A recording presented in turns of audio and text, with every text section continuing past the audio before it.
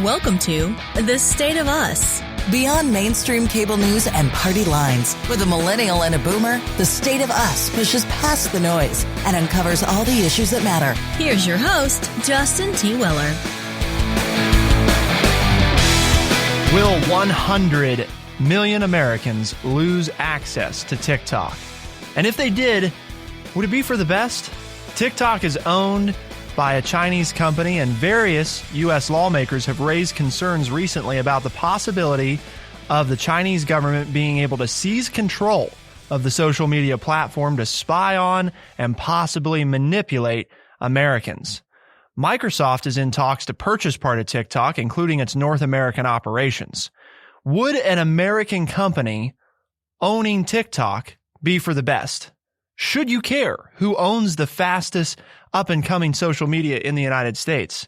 Well, you might guess what Lance and I's answer to that is, but that's why we need you to listen to today's show, because even if you're not a user of this platform, social media has invaded the lives of pretty much all Americans at this point. Even if you're not a user, it affects how the masses spend their time in a drastic way, and TikTok is the latest installment in a long lineup of social media programs. And it's a unique test case, the first social media in the United States that's not made by an American company that's truly gained serious ground. 100 million North American users is very substantial. So we're going to look at all those questions today. Would it be better if Microsoft owned it? Why does the U.S. government worry about TikTok being owned by China? And why you, an individual person who might be using TikTok, why you should care. But of course, we couldn't begin a conversation on all things technology without TrueChat senior historian and an educator of more than 30 years. Here is your friendly redneck liberal, Lance Jackson. Introduced to TikTok this spring, actually, this winter, when I went back in to teach in the schools. Some of the teachers were actually using it. One of the, they used it during lunch period when the students had free time indoors, and we're doing dances and different things, with it, and videoing and however you use it. So, yes, I'm all over this TikTok craze, and had some real concerns this spring. Never really brought them up to people. I'm like, I never asked, but I always wanted to ask the question, do you know where this is coming from? Because I would listen to adults talk, the teachers talk about their distaste or distrust, I guess, probably a better word, distrust of China. And then in the next sentence, they're telling me how they're using TikTok to get the kids' attention. And I'm like, what part of this equation are you not understanding? You have a distrust of China, yet you're using TikTok in your classroom and encouraging your children, the students to, and the students are using it, at home and sharing it. So this is it's very interesting now that Microsoft has taken an interest to purchase it, because it kind of changes the whole concept of what our discussion was going to be earlier in the month. And I think I'm reading that Microsoft is hoping to have a deal done by September 15th. But, really, Justin, what is TikTok? I mean, I know what kids use it for. I know what my junior high students told me TikTok was to them. But for, my lack of technical savvy, what specifically is TikTok? TikTok is a Chinese video sharing social networking service, which is owned by ByteDance. That's its parent company. That's a Beijing-based internet technology company founded in 2012. As far as what TikTok actually does, now, folks, if you're listening out there and you're Gen Z, you might hate my description of this, but this is basically from TikTok's website. So in fairness, I'm just reading here. We're going to go to a real live Gen Zer though in a moment, who has used TikTok to help us truly get perspective here on what it is. But the description, Lance, is it is used to create short music, lip sync, dance, comedy, and talent videos of 3 to 15 seconds and short looping videos of 3 to 60 seconds. So the gist here is that it's a short form video sharing app. Everything is 60 seconds or less. Many things are only 15 seconds or less. So it basically goes right along with that 15-second attention span that we've talked about multiple times here on the show, that many people have today. So it works right into that. So they have a 15-second attention span, and it's an app that allows you to create 15-second videos. Well, no wonder it's taken off and done so well, right? Right. Well, and I think, and Bradley's our producer. You've used it, and you actually shared with us before the show, you quit using it, right? And why is that? Why did you stop using TikTok? I would use the word used very lightly because I think I had it on my phone for one day. But the day I did have it, I did quit using it because we were talking before the show, the content is so spoon-fed to you. For me, I use YouTube a lot, and YouTube, you kind of have to search for what you want. TikTok is just a continuous stream of content where you swipe up and it's just fed to you. And the algorithm's pretty accurate it doesn't take long, right? Before it knows exactly the type of stuff that's going to keep you around. I had the app for one day, so it's not like they're tracking my data for too long, but that one day I had it, I was getting Ohio specific content, and not only Ohio specific content, but content of people making TikToks about certain colleges in Ohio and things like that. So yes, it's very, very tailored to what maybe they would think I would like. And it's very easy to spend hours on the app. And are you familiar with a lot of people your age that are using TikTok? Yeah, I think it would be a better question to ask if I know anybody that doesn't use TikTok. Okay, fair enough. That hopefully that gives some perspective for the audience, Lance, of the prevalence of it, right? Well, I mean, I know that it was all the craze in the middle school where I taught. I mean, it was, if the students, and most of them did have phones, they weren't allowed to carry them in classroom. That was the school policy, where I was working, but they were talking about it all the time. There wasn't a day that went by that they weren't sharing with each other or with me some video or videos that they had seen on TikTok. And, unfortunately, I couldn't get into the craze because my phone wouldn't let me download that app on my flip phone. Well, Lance's phone doesn't let him download any apps, but just for full disclosure here. But anyway, I think the point though is, and this is hopefully what people are understanding, is it's very prevalent, especially amongst young Americans. Probably 24 and under crowd. I mean, obviously there's people older than that using it, obviously, but especially the majority of them are high school, probably under 18, right around that age. And so the thing then becomes, Lance, that the United States government has been raising the alarm bell. Why? Well, TikTok, as I mentioned in the opening, right, is one of the first, I think it is the first non-American social media to gain mainstream adoption amongst Americans, especially amongst American youth. And so what the government's saying, and this comes from lawmakers on both sides, is that we have to really be cautious about allowing a non-American app, specifically from China, who obviously is not an open democracy where everybody can express their opinions freely and where the government exerts a lot of control.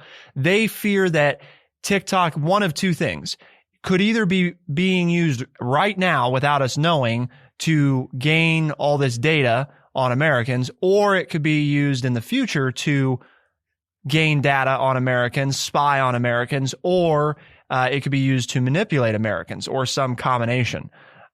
So there's a lot of different concerns there, but the biggest thing that I hear, because I've talked to a lot of people's Bradley age about this who use it, they just don't care about that, Lance. It's like, why do I care if the Chinese government has data on me? How does that have anything? Why should I care? Because they're not going to do anything to me. They can't hurt me.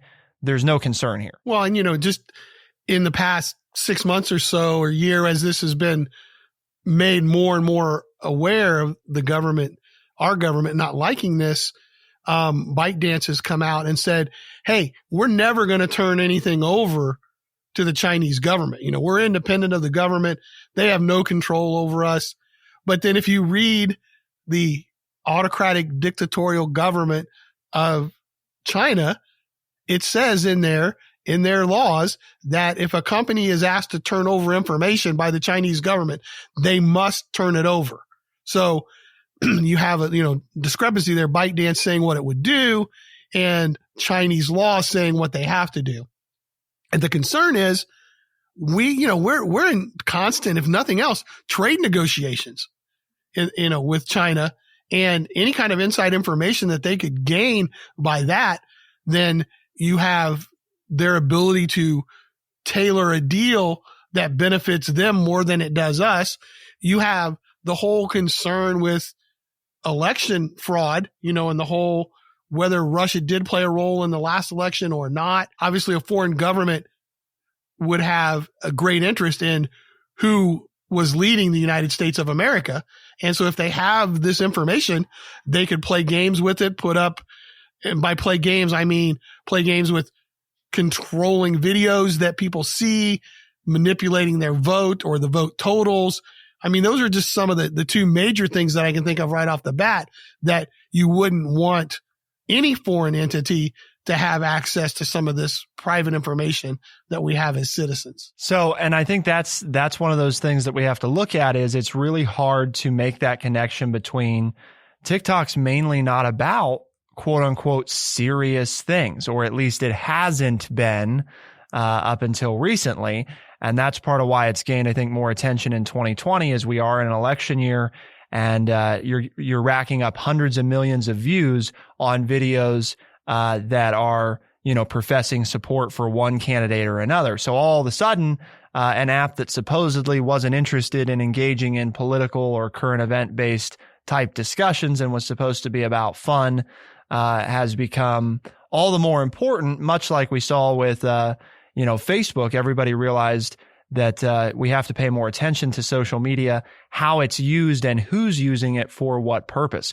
And that's kind of goes back to obviously you have to think about who owns it and what their motivation is. And that's not just a foreign entity thing either. I think that's people should be taking that into account for U.S. companies as well. They're not here, to make your life wonderful. They're here to make money. All the major social medias are for-profit institutions. So that's part of what we're going to look at coming up is the Microsoft and TikTok deal. Should it help? Should we feel more comfortable with Microsoft owning the U.S. side of TikTok? Would it be better for the American consumer? To find out, keep it here on The State of Us, and we'll be right back.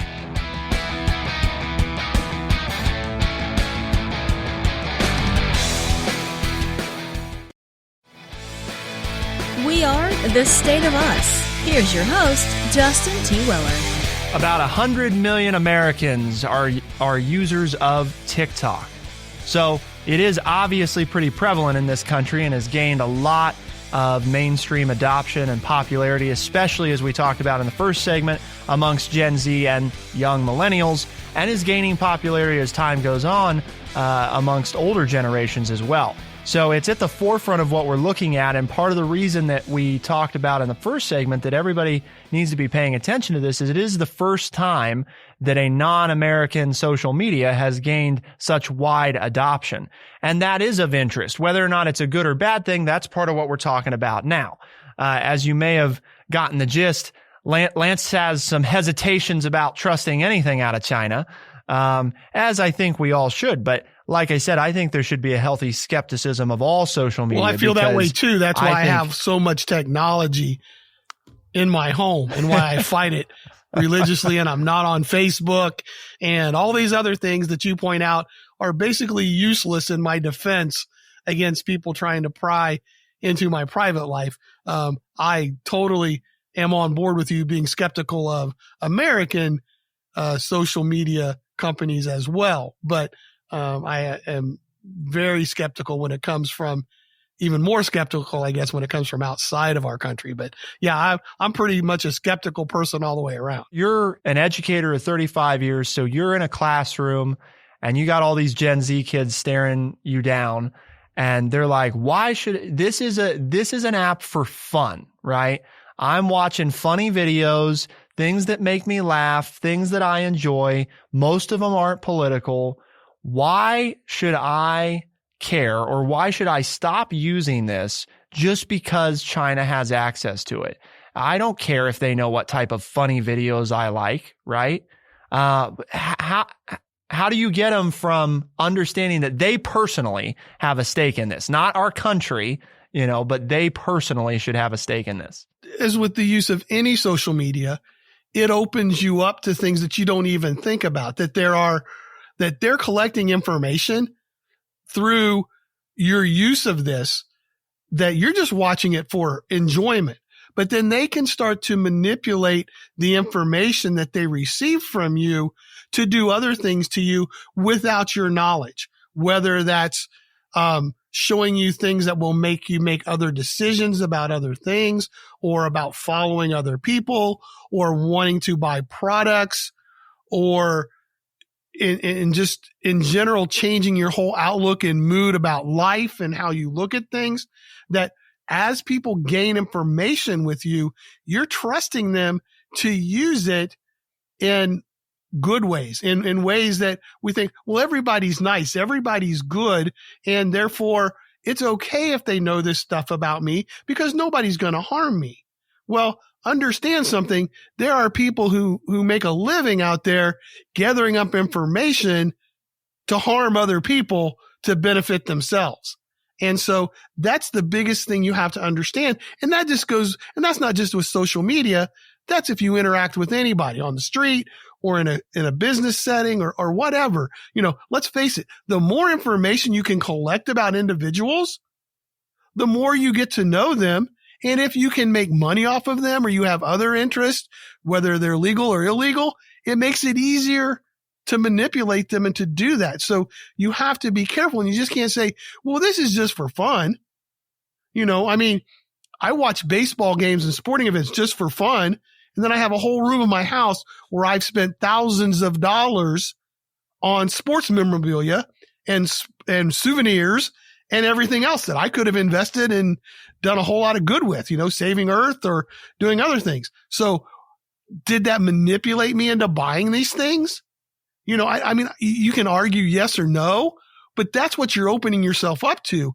You're just watching fun videos. That's true. But they're collecting data that somebody who doesn't have good ulterior motives could then use to do other things to you that would not be beneficial to you. Part of what you're getting at, Lance, is what we've talked about just the other week, right? With the grocery stores. We had an episode where we were talking about all these things that grocers do to get you to buy things that you didn't need or didn't even necessarily want until they told you that you wanted it. Right? They put a smell in the air and you all of a sudden got hungry and you saw this thing that looked appetizing and it was at eye level and you bought it because you wanted it and you didn't want it at all. They convinced you that you wanted it. And so the point is, and I think that's what Lance is getting at, companies have been doing this forever. The difference is social media, as Bradley was telling us in the first segment, TikTok in particular has a unique ability to keep you engaged and to send you down an endless stream of content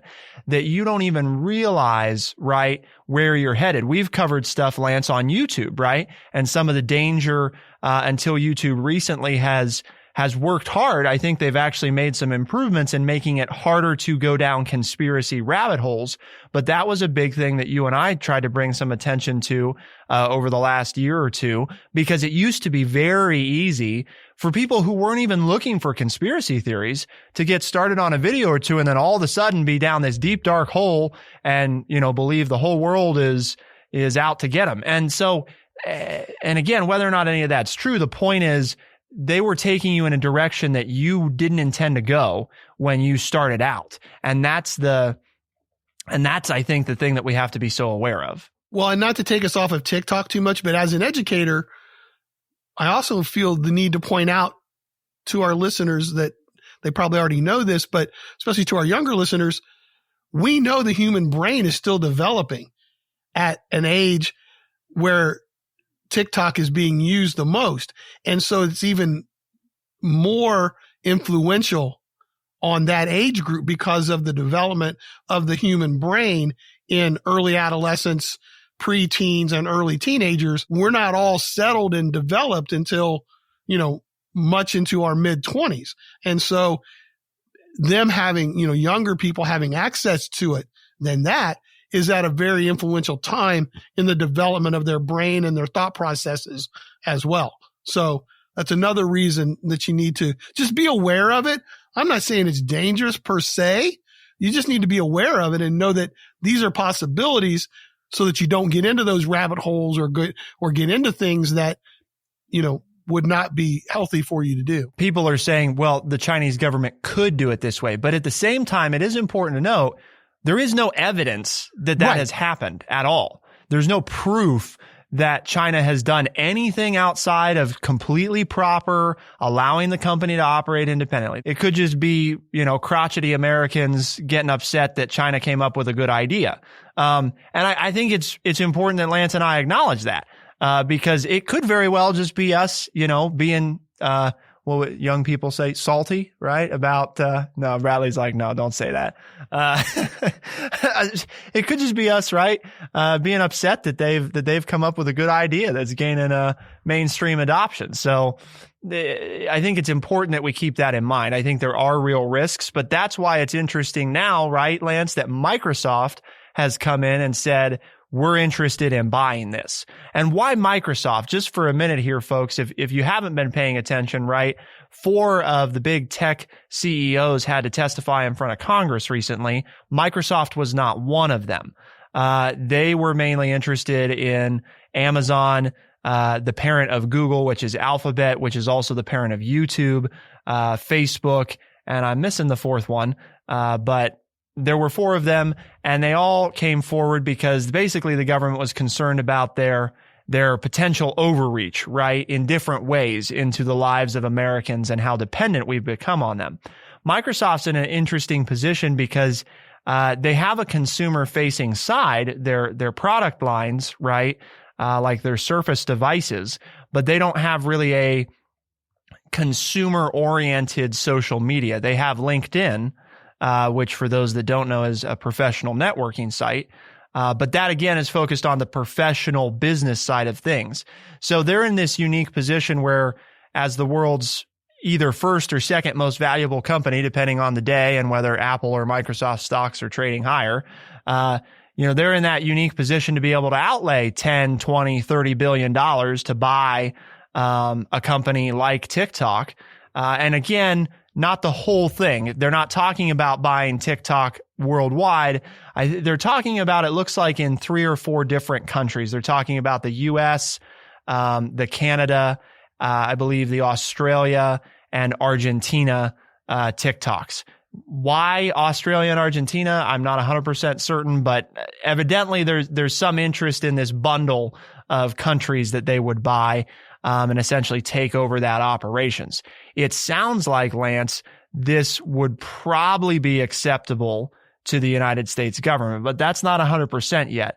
It is a very odd situation in that the government is very involved publicly, right, in saying, President Trump in particular, that if something isn't reached soon, he's just going to outright ban it and essentially order, which he legally, by the way, has the authority to do under an act of Congress, basically ban it and order the technology companies to remove it from their app stores. You just said something really interesting there, and I can't let it go. Okay. He has the right to do it under an order from Congress. That's right. So he can't do it. Congress has to do it. This is the Supreme Court debate, right? He's interpreting an act of Congress from, I believe, the 1980s that gives broad latitude to the president to basically say, if I see it as a foreign security threat, then I can just do this. But I think you're right in that I could immediately see, 10 different big nonprofits who are trying to take this to court saying, no way, the president can't do that.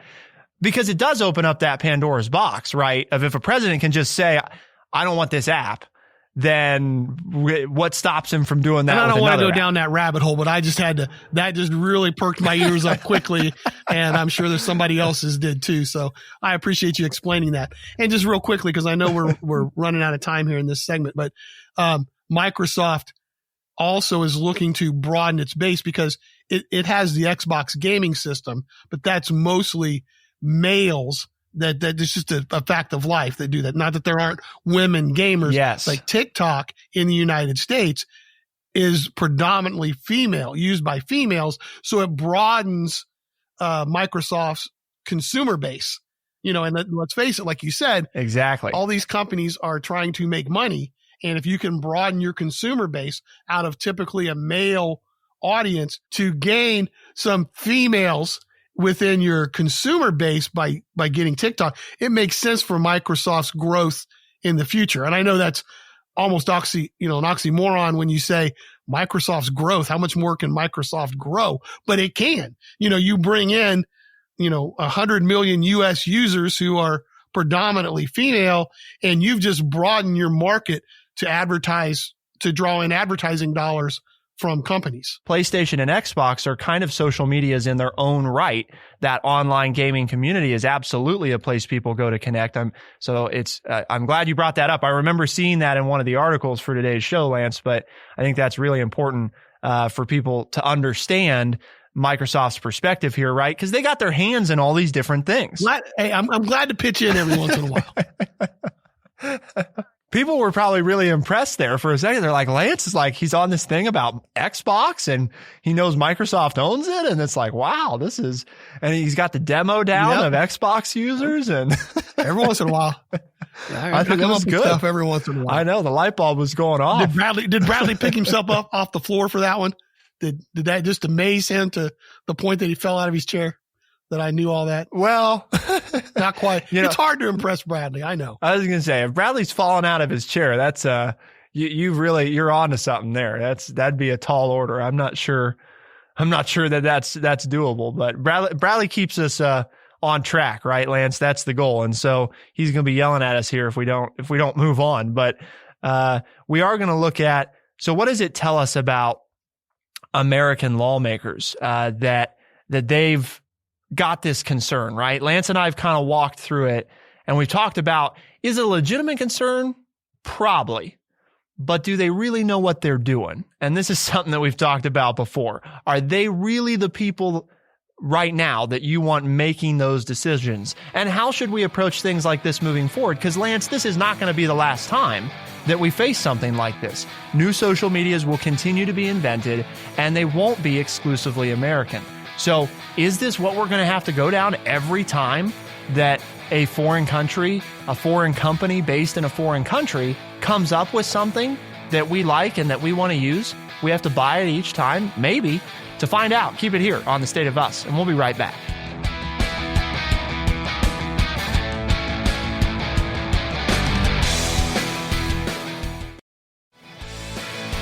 We are The State of Us. Here's your host, Justin T. Willer. TikTok. It's a Chinese-owned video-sharing social networking service, and if that's not a mouthful, I don't know what is.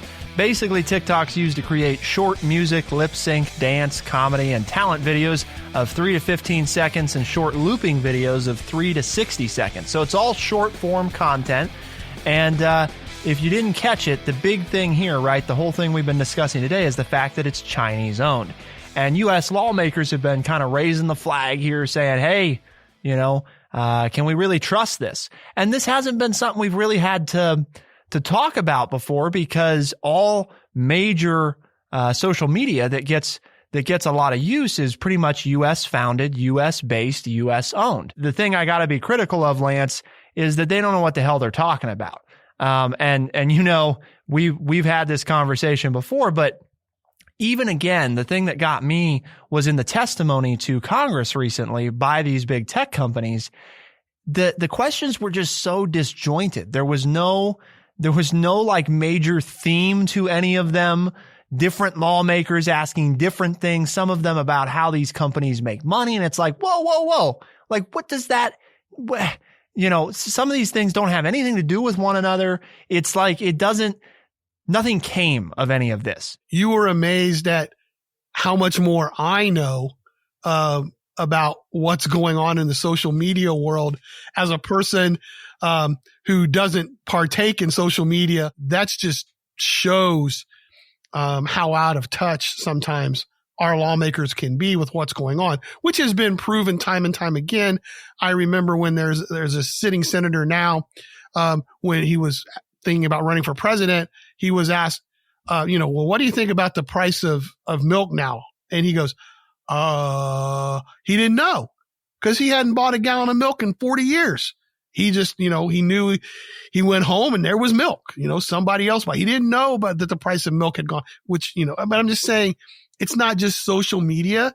these people are so into living in just their, for the word that's used now all the time, they live so much in their bubble that they don't know what's going on among the rest of us. It's really kind of sad when you think that they're the ones who are making policy decisions on this kind of stuff. And where's it going to go in the future? Because even you and Bradley don't know. I mean, I don't know. We were making jokes earlier that, I started out on a chalkboard.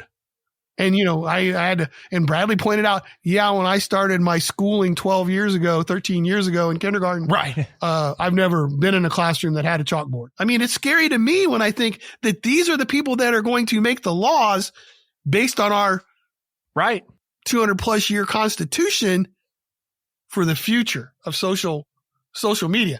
I mean, that's one of the scariest things I can think of. Right. Well, so our central question today, Lance, was, should you care about TikTok? And this is a broad question, because if you're young and you use it, the answer is probably immediately yes. But do you care about it for the wrong reasons? And if you're like Lance and you don't use social media, and should you care? But here's my contention. I want you to react to this, Lance. Should you care about TikTok? Yes, but not for the reason that you might think after listening to this episode. Not because China may use it improperly, but because of what we've seen from our own government. Two things here. One is, if China was using it improperly, the evidence we've seen from our lawmakers' capacity to even understand or properly question our own technology companies, I have zero faith, Lance. Zero faith in their ability to do anything about China or any other country using it improperly. So should you care about TikTok? Absolutely. But not because China may be a threat, but because if China is a threat, there's nothing that we can do about it, because we have these people that don't know jack about how or what to regulate. They ask these crazy questions that don't make any sense.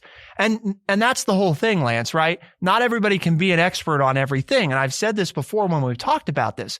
I don't expect every congressperson to know the ins and outs of exactly how TikTok works and all the ways that it could be a threat. I do expect them to put in place the necessary things, whether that's a research entity or whatever, to get that data in front of them and say, here's what you need to know to make these decisions. Because that's their job. Their job is not to know everything about everything. It's about to get the information to make the best decisions, to look out for us. If we just are going to do this every time that somebody else comes up with a better idea, if the best thing we've got is we're just going to block it, that's how you quit being the greatest country in the world anymore. Because that says, if we can't come up with the good idea, we're not going to let other people come up with good ideas. We're just going to block those good ideas. And then we're just going to clone them and I don't know about you, Lance, but that sounds a lot like communist China to me.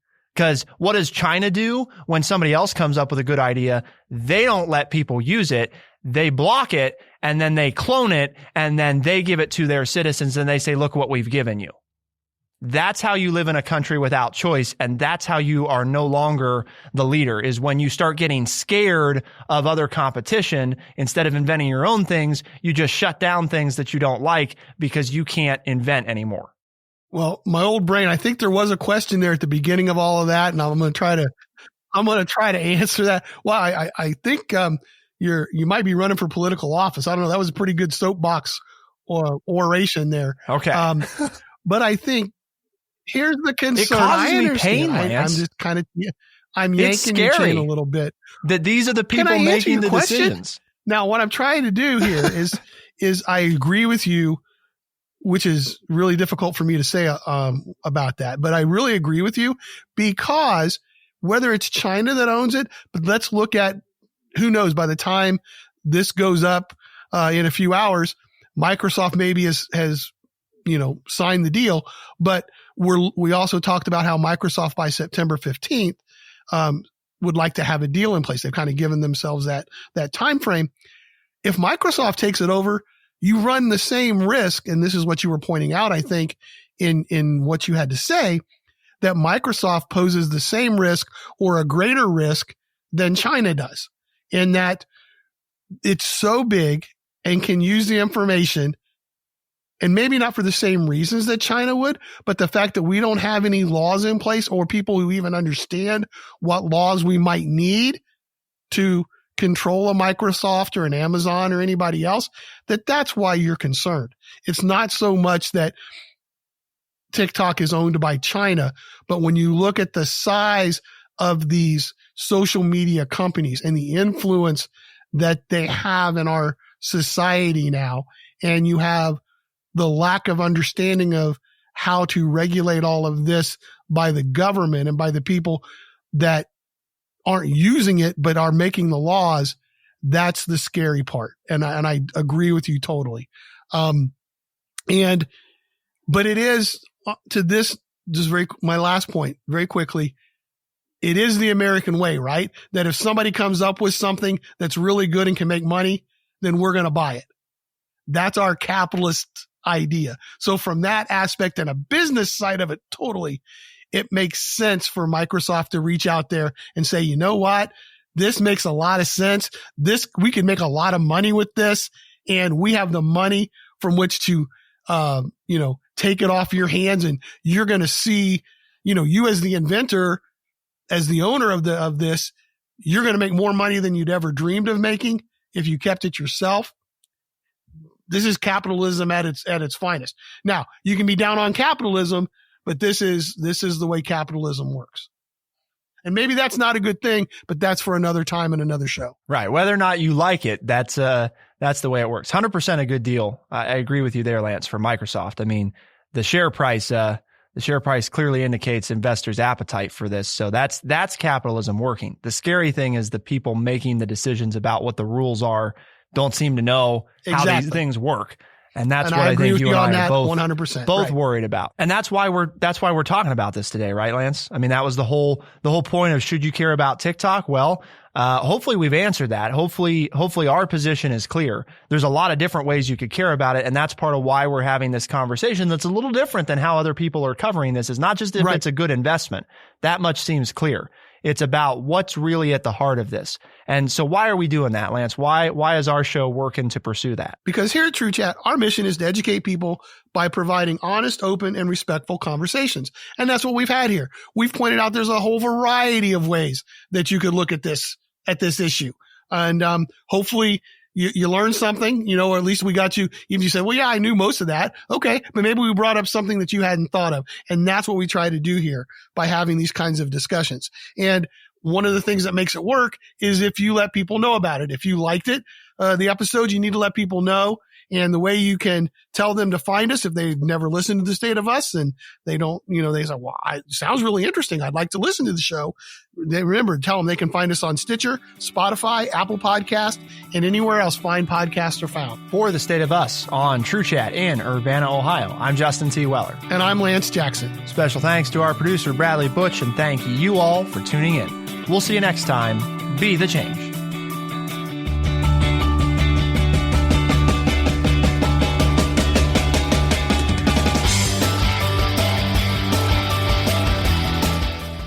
Be sure to check out our website, thestateofus.org, for books, articles, and all the ways to tune in. Thestateofus.org.